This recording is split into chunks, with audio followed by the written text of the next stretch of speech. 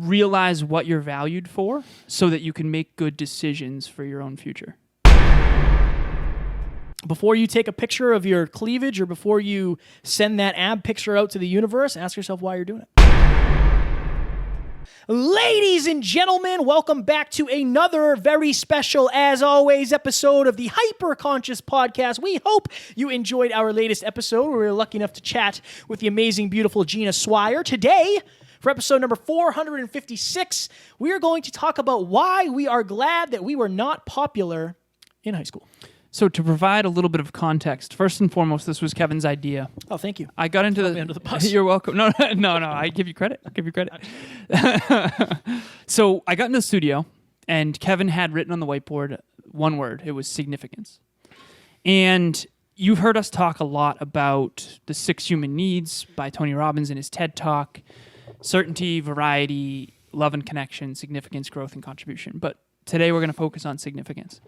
And basically what significance meant to Kev in terms of an episode today is you have to be very careful and very hyper-conscious, very aware of where you're getting your significance and the implications of that. Your seat's Jeff. Straight up, man. My seat is? It's all right. I'll just slide over, no worries. Yes. So this is something, I know that you're like one of your big things, one of your strengths is pattern recognition. Thank you. I have been recognizing this pattern for a very, very long time because of social media. Right. So when I say significance, what is significance? It's where do you feel special? What do you get valued for? Significant. Right. What do you get valued for, basically? What makes you feel valued, valuable, good about yourself? Yeah. Okay. We'll go into a lot of examples. This is going to be very practical. Okay. And we're going to I'm not beating around the bush in this episode. It's going to be very to the point. Right. There are certain people on social media where if I see a story of theirs pop up, I can almost, with 100% certainty, say what that story is about. Mm-hmm. Okay, an example of this is a young lady that I follow that I knew back in the day. Every single time she posts a story, she has her cleavage out in some way, shape, or form. Now, this episode isn't about whether this is good or bad.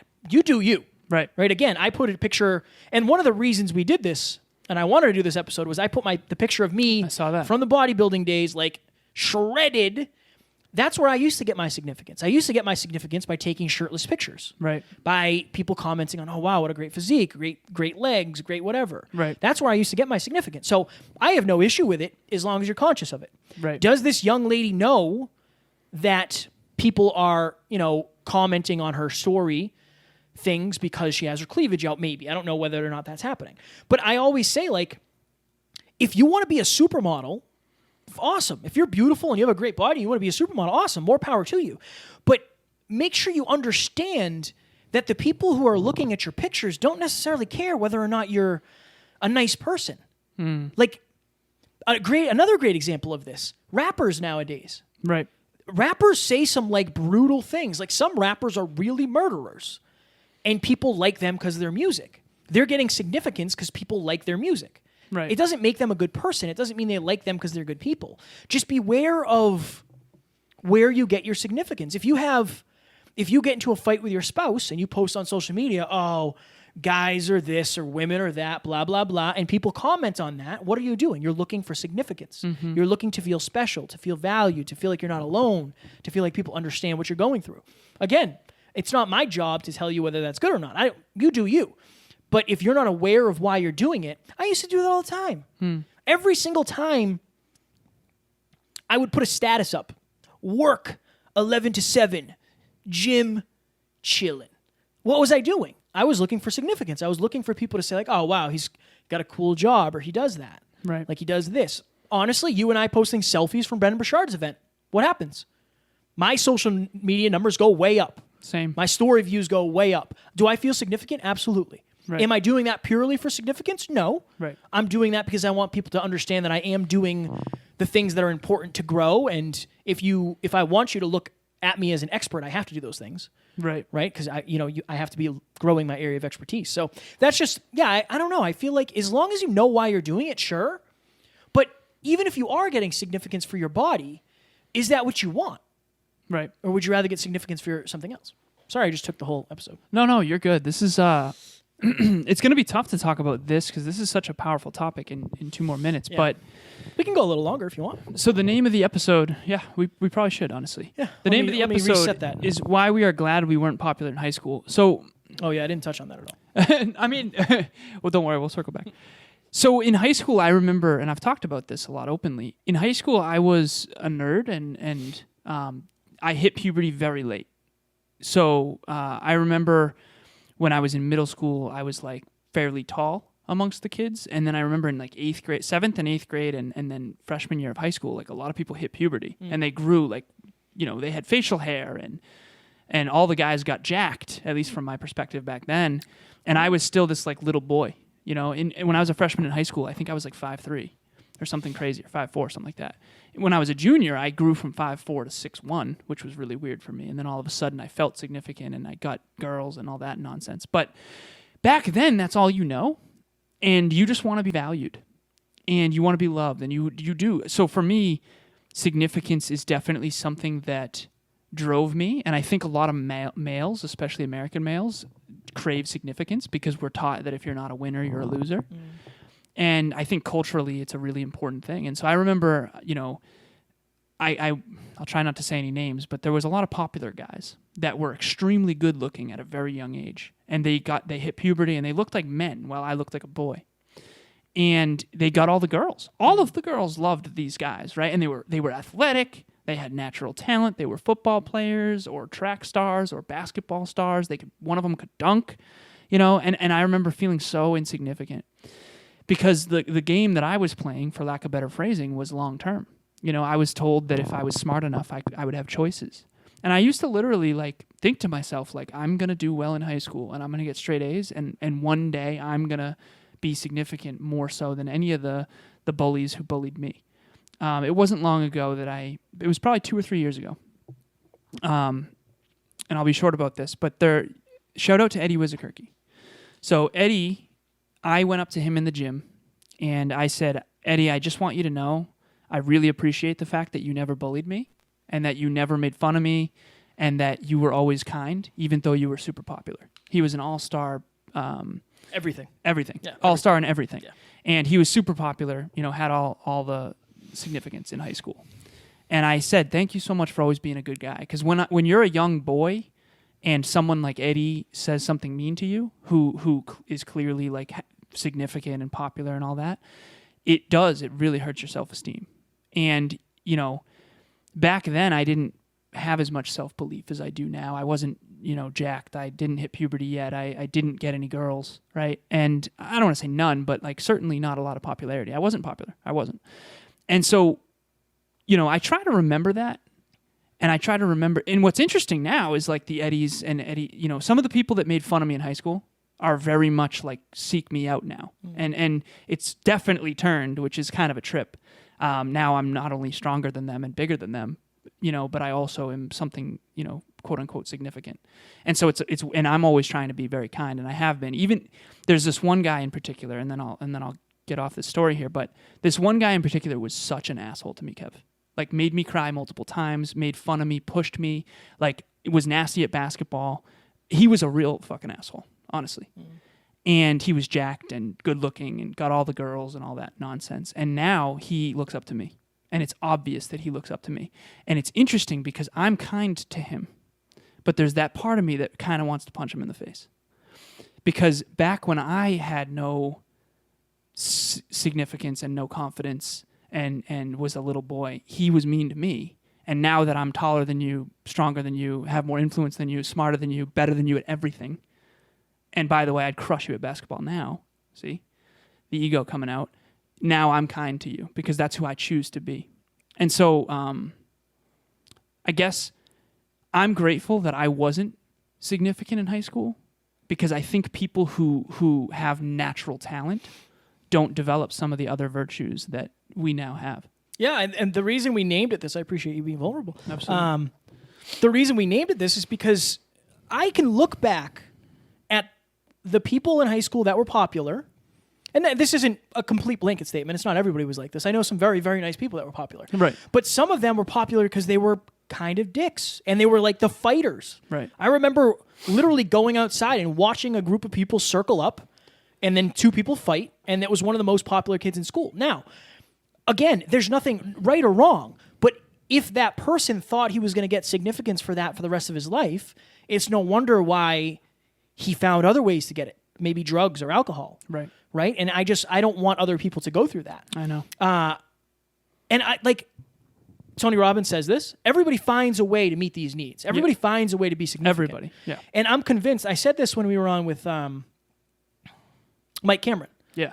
that I think the reason, and I had to clear this up in the comments because I didn't want people to think I was about this. The reason men send pictures of their junk is because they feel significant doing that. Right. Because they're the center of attention, and they could easily block you so you can't say anything. Now, I 1,000,000% think that's wrong. It's unreasonable, and it's Right. I don't understand it. It's disgusting. But that's how some people get significance. Right. Some people get significance by commenting on your post or your whatever. Oh my God, you're fat. Like they could do that to a woman posing in a bikini. Right. That's how they get significance. They're controlling that situation.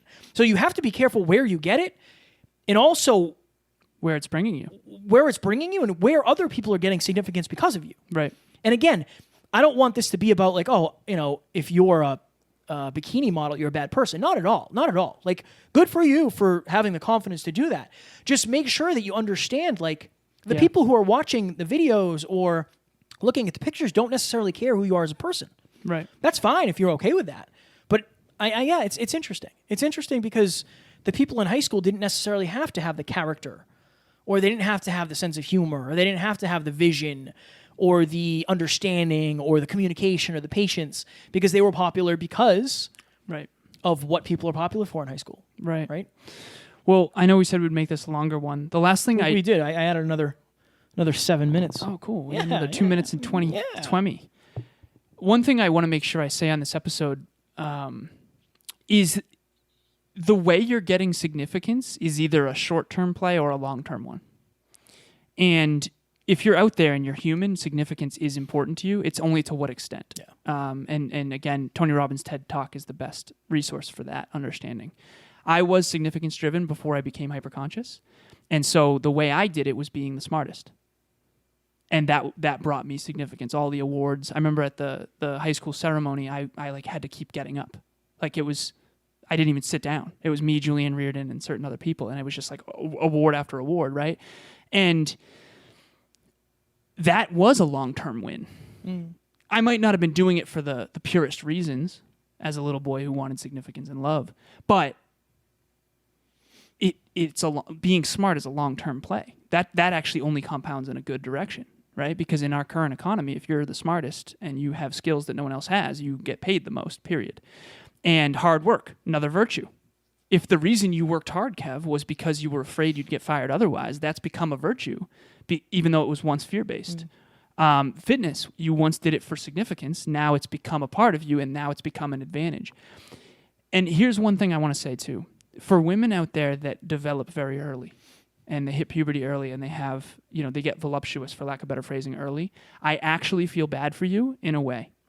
Because young boys who are going through puberty don't know how to control their hormones, and you get tons of, I'm thinking of a few people, I won't name any names, but like there are some people in our school that you and I both know their names, and we remember they developed very early. And every guy in our school, they got way more valuable in a very short amount of time, because what high school boys value is those things. And so they are in this kind of misinformation world of, oh my God, I'm gorgeous, so now I'm getting all this attention, but they don't necessarily know how to deal with it, and they also don't know that that's not going to be that way forever. At WPI, it was 70% men, and the 30% of women that went there, generally speaking, were known as the less attractive ones, generally speaking. So anyone who came from another school, like Courtney, one of the women I had a long-term relationship with, was like a 12 out of 10, because at WPI there weren't very many attractive women. Whereas if you went to a state school, it was common to be gorgeous. And so just understand the context of the value. Because if you're being valued for something that is not a long-term win, you got to be very careful. So my challenge to you is, and I did, like, the IG, not stories, Reels came out, I was like, all right, I'll try this IG Reels thing. It's like TikTok, whatever. So I tried it, and the thing I did was, before you post that picture of yourself in a bikini, if you're a guy and you post a picture of your car, do your thing. Right. But ask yourself, why am I posting this? Am I posting this because I'm looking for attention? I'm looking for significance? There's a reason I've posted one picture of my car ever. And this was brand new when I got my car in 2011. That was 9 years ago when I was 22 years old. Right. Nobody knows what kind of car I drive. I don't take pictures of my car. Yeah. Right? There's a reason, because I know if I'm doing it, I'm probably doing it because of significance. Right. And if you can become aware of that, you're going to stop yourself from doing, because that's an empty thing. Right. You're not doing it because you're adding value. You're doing it because you want the significance of the feeling. So as long as you know why you're doing what you're doing, that's my challenge to you. Before you post that bikini shot, before you post that picture of your car, before you post the picture of you in the gym. I post gym pictures almost every day. Usually I have my sweatshirt on and it's just my face. Right. I'm not necessarily looking for significance. I'm looking for people to be inspired. Motivated to the fact that I'm there every single day at 5 a.m. Yeah. Because they can do it too. Why you're doing something matters so much. Almost more than what you're doing. If it's just for significance alone and it's not for some form of growth or some form of contribution, I would argue that it's not a long-term play. That doesn't mean you can't take it and make it a long-term play. I agree. You know? Ladies and gentlemen, happy Monday. We hope you enjoyed this episode. If you're listening to this and it is before the evening time, or la noche, as some say, I believe. Tonight, French today. No, I think that's Spanish. Spanish, a lot of, yeah, that's how much I know. No, same. Tonight, La as leche? every Monday, as on every Monday, 5:30 p.m. Eastern Standard Time, we open up the Zoom room for you guys to build relationships. 6 p.m. Eastern Standard Time, Alan and I go live. Tonight, we are talking about the 10 most impactful books and their top takeaways from what we have read over the years. Fire. Alan and I do a lot of audiobooks. I know Alan reads more. But yes, every single Monday, we are bringing a live Zoom mastermind. It is a great place for you to level on up. Quick 10-second blip. Before you take a picture of your cleavage, or before you send that ab picture out to the universe, ask yourself why you're doing it. Fire. I would say realize what you're valued for so that you can make good decisions for your own future. Fire. Okay. And then also the HyperConsciousPodcast.com. Honestly, this is what I want to say. HyperConsciousNation. It's a private Facebook group. You're going to meet people like my client Bianca, like Amy, like Tiffany. You're going to meet incredible growth-minded people. And just, again, I'm going to repeat myself. I have seen people level up beyond their wildest dreams on this team and in this community. If you're not in a community consistently of growth people, you are leaving massive, massive potential on the table. And so you don't go to the gym once and suddenly you're in shape. HyperConsciousNation is a perfect place to meet like-minded people, and go there. The HyperConsciousPodcast.com. Click join, #HyperConsciousNation. Message us, engage in there, meet people, network, jump on free calls, all that kind of thing. And as we said, I don't remember what episode it was from this week, but we are planning on rebranding and changing the names of everything. I don't know if it's going to happen next week yet. I don't know. We haven't figured it out. We have some planning to do, but we will, at some point from here on out, be known as Next Level University. Oh, yeah. Because not many people know what hyperconscious is. You guys do if you're watching this or listening, but you were probably recommended this by a friend, or you knew us personally. Not a lot of people know what hyperconscious is because they aren't studying it every day like we are. And if we want to impact and change as many lives as possible, we have to become, or at least brand ourselves more relatable so we can touch more people and then bring them into this community. So at some point, we will be changing that. We would love your feedback on that. And we hope you enjoyed, and we will talk to you tomorrow. Talk to you soon. Bye.